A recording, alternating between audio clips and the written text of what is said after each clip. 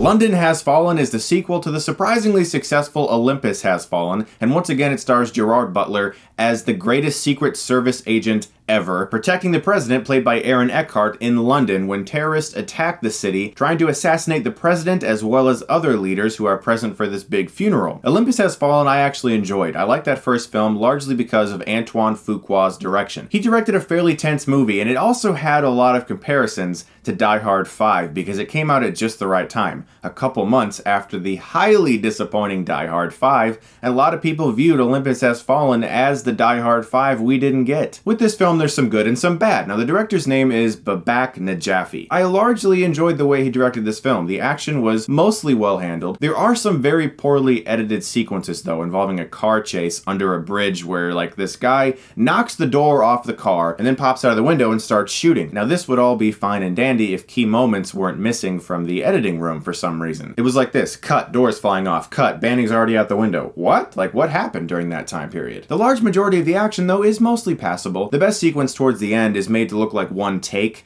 and that's a thing lately. Directors like to do that. We're gonna do this thing in one take, make it look like one take. You can tell where the cuts are. Somebody jumps through some smoke and the smoke obscures the frame for a while, and then, you know, we get into our next shot, but it's still the same shot. They want you to think that anyway. The last 20 minutes or so I did find very entertaining from an action standpoint, but up until then it was mostly just fine. And I would say that word pretty much describes my entire feeling for this movie. It was fine. It was alright. It wasn't anything special. It wasn't as good as the first one. The first one was just enjoyable. You know, it wasn't like this great thing. It was just kind of a mindless action movie that felt sort of like it came out in 1997 or something. And this film has that vibe as well. Trust me, people are going to overanalyze this film's politics and say things like it's overly patriotic and all these kinds of things without realizing that it's just a mindless action movie made to make audiences go, yeah, a couple times. That's really all London Has Fallen is. And sometimes it succeeds. Gerard Butler is really good in the movie. I thought he did well in the action scenes. He was funny. He was likable. His interplay with Eckhart was also very good. It is highly forgettable, though, and that's, I think, its biggest flaw.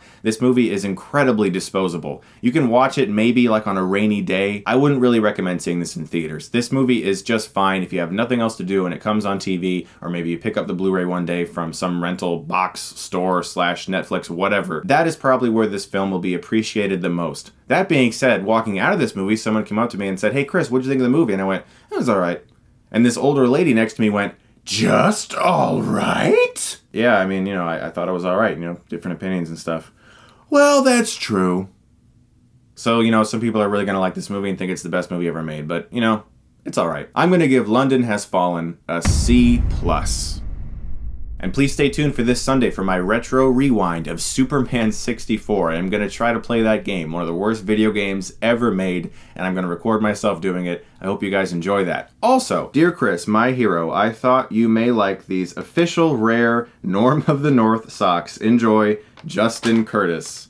This made me laugh my ass off. Thank you so much for sending these. I'll never wear them, but I will look at them often and laugh. And I did get your other package as well, but that had some personal stuff in it, so I didn't know if you wanted me to say that in the video. I did get a P.O. Box finally, guys. You've been asking me to do that for a long time, and that is P.O. Box 1028, Cuyahoga Falls, Ohio 44223. You can address it to myself, Chris Stuckmann, or my wife, Sam Liz.